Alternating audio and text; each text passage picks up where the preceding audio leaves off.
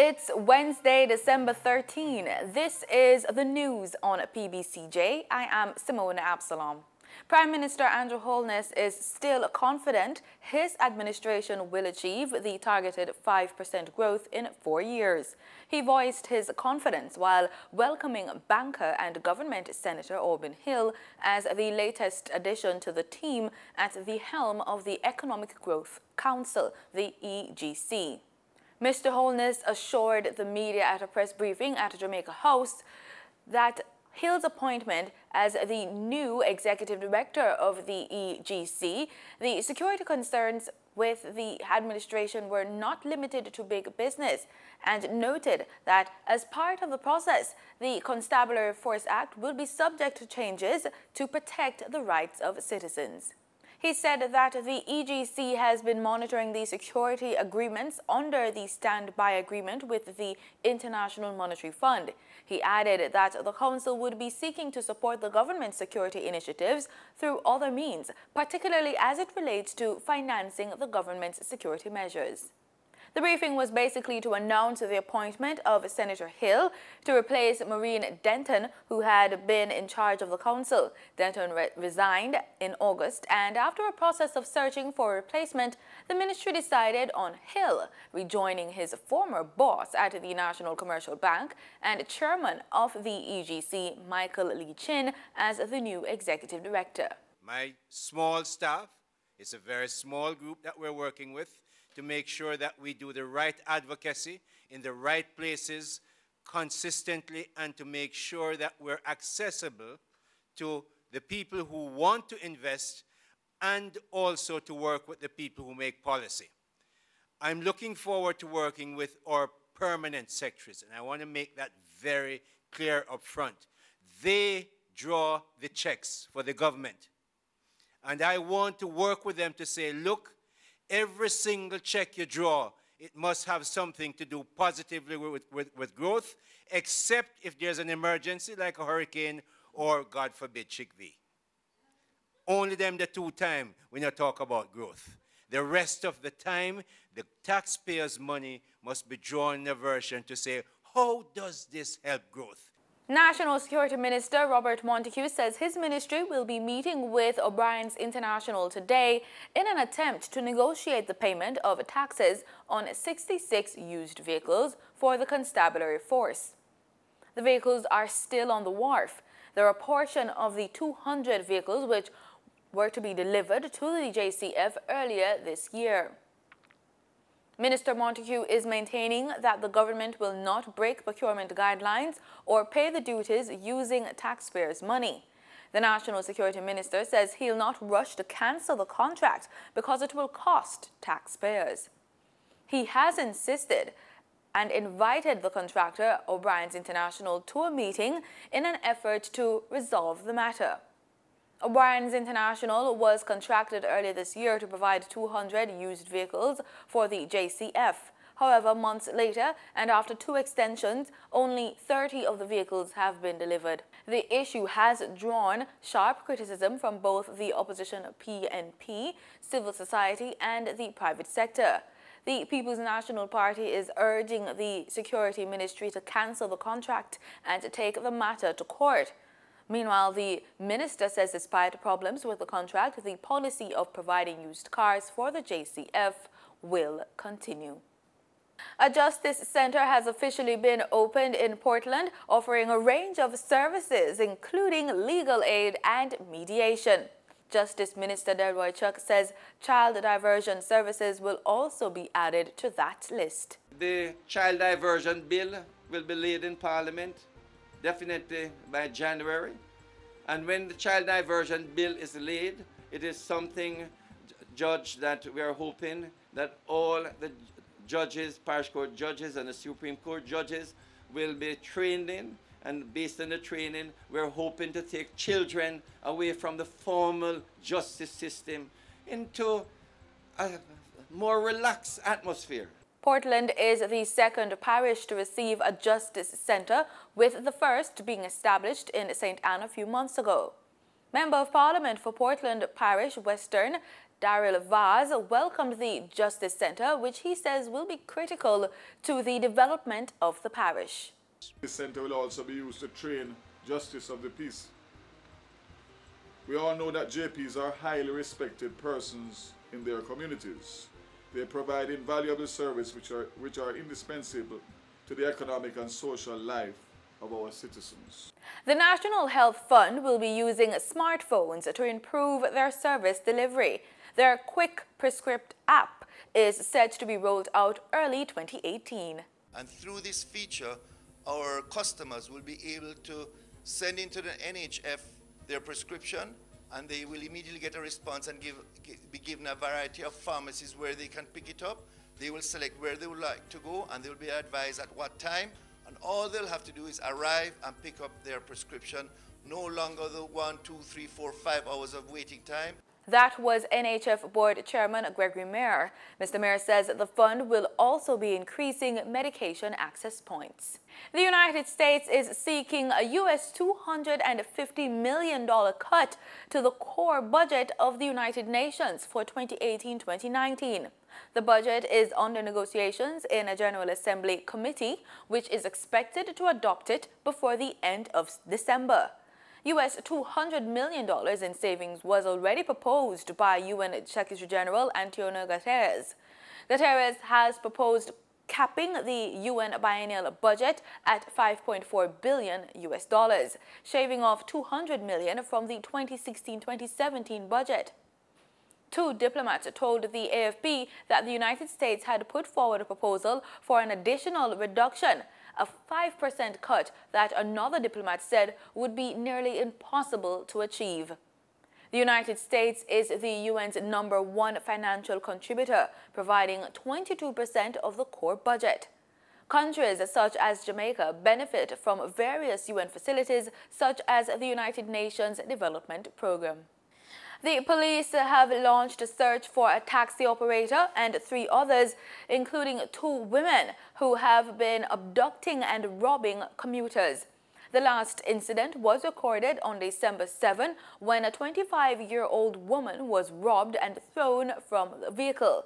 It was reported that the woman, a supervisor at a company in New Kingston, was robbed when she boarded a white Toyota Probox with red plates in New Kingston en route to Halfway Tree. Regionally, Guyana's opposition legislators were left upset Tuesday after the Speaker of Parliament, Dr. Barton Scotland, suspended the sitting because of an opposition legislator refusal to leave the chamber. Bishop Juan Edgehill, who is a member of the main opposition People's Progressive Party, refused to leave the chamber even after the Speaker had ordered the Sergeant-at-Arms to eject him from the session. Here's more in this report. Chaos erupted on Monday after Edgehill refused to adhere to a ruling by Scotland that he vacate the chamber. His opposition colleagues formed a barrier around him to stop him from being removed. Speaking at a news conference Monday night, House Speaker Dr. Barton Scotland said that as far as he knew, that was the first time in the history of Guyana's parliament that a member refused to withdraw from the chamber on the orders of the Speaker. Edgehill had been upset at not getting extra time for the examination of the budget for the Ministry of the Presidency. After the suspension on Tuesday, members of the main opposition People's Progressive Party walked out in solidarity with Edgehill, who was prevented from entering the Parliament building by police officers. In Grenada, opposition leader of the National Democratic Congress, Nasrim Burke, called the budget presented last week by Prime Minister Dr. Keith Mitchell a, quote, smoke and mirrors budget, end quote.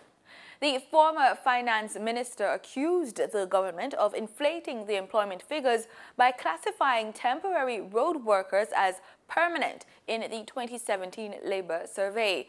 We get more from Rachel Bain of GBN News.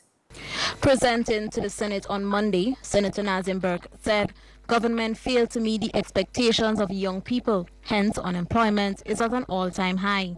According to the senator, his investigations reveal that the debt stock is over $2 billion. To him, the relevant questions now are, was the budget a good one? Does it tackle the issues that needs to be addressed? Or is the Prime Minister simply grandstanding? We see that the unemployed went up from 13,257 to 17,237 people. And if I take 17,237 persons as the unemployed in the country, that represents 31.2% of the labor force. In other words, you can't bring on 2 people, bring on 3,900 people for the Bush in 2-week program, do the survey when they're on, and come and boast unemployment gone up, and that employment gone up and unemployment gone down from 28% to 24%. That's why we say that it's a smoke and mirror scenario that is being presented, and that is why, Mr. President, we are not going to take these numbers and be excited about them. Pointing to the different taxes which were added during the tenure of this present government, the senator says they have had ripple effect, evident in the joblessness seen. With the 3-year structural adjustment program ended, the senator questioned the way forward for Grenada. 1, yes, embedding fiscal discipline.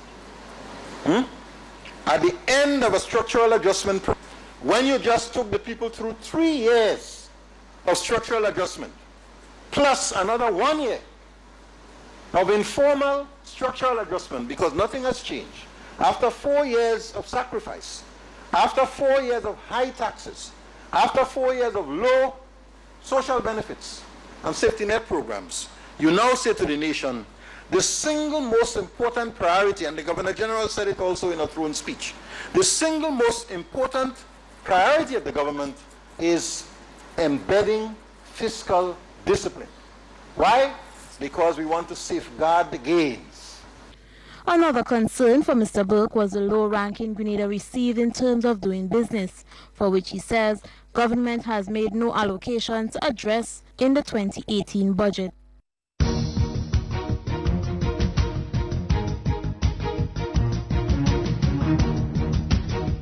In sports, the West Indies suffered a 2-0 clean sweep at Hamilton Tuesday after New Zealand needed just 2 sessions to inflict a 240-run defeat in the second test at Sidon Park. Resuming the penultimate day on 30 for 2 in pursuit of a world record 444 for victory, the Windies lost their last 8 wickets for 173 runs to be dismissed for 203 at the scheduled tea break. The defeat followed on the heels of the innings and a 67-run loss in the opening test in Wellington, which also ended inside 4 days and extended the Windies' unenviable streak of having not won a series on New Zealand soil in 22 years. Captain Craig Brathwaite said afterwards the Windies' batting plan for the second innings never took shape. Ruston Chase top scored with 64 and tail-ender Kemar Roach entertained with 32, while Raymond Rafer resisted for 29. But none of the key batsmen stayed around long enough to turn the game into a real contest. And that's it for the news. Do stay with us. The weather report is next.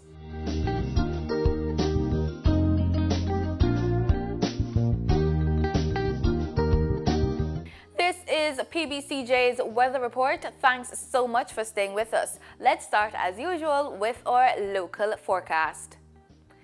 In Kingston right now, it's just about 26 degrees Celsius and we're seeing some sunny skies today. It feels like 29 degrees though. Let's take a look at the 7-day forecast for Kingston. We're looking at a 20% chance of rainfall on a Thursday, and we're also seeing a 30% chance of rainfall on Friday going into Saturday, but we should see some sunny skies.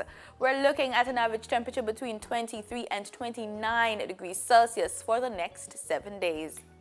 Over there in Montego Bay, St. James, currently we're seeing a forecast of cloudy conditions and a chance of scattered showers in St. James. The temperature is just about 23 degrees Celsius, while humidity is at 83%. Let's take a look now at the 7-day forecast for Montego Bay, St. James. We're seeing a possibility of rainfall, 50% chance that is of rainfall for tomorrow, but you should be seeing sunny skies over the weekend, although you should plan for a possibility of rainfall. We're looking at an average temperature between 23 and 28 degrees Celsius for the next 7 days over there in Montego Bay, St. James. In our forecast across the island today, we can expect some low temperatures between 25 and 29 degrees Celsius. We can expect some cloudy conditions in the hilly inland areas, but you should be planning for rainfall in the eastern end of the island. It should be pretty sunny out over there in Negril. And we're looking forward to tonight with some cool temperatures between 22 and 24 degrees Celsius. You should plan for a possibility of scattered showers across the island. In our forecast for tomorrow, we're looking at a possibility of average temperature between 26 and 30 degrees Celsius across the island. And we're also seeing a forecast of scattered showers for most parishes. In the regional forecast for tomorrow, we're seeing rainy skies in the eastern end of the Caribbean and over there in the northern end as well. We're seeing pretty sunny skies for Havana, Cuba, and a temperature at 24 degrees Celsius. We're seeing an average temperature between 24 and 29 degrees Celsius across the Caribbean. And further afield, we look to the United States, where we're seeing rainfall or snow for New York. We're also seeing sunny skies for Miami and over there in Atlanta. The minimum temperature for these areas on your screen is between -6 degrees Celsius and a maximum of 24 degrees Celsius. And that's it for PBCJ's weather forecast. Thanks so much for staying with us. Remember, we are the People's Station.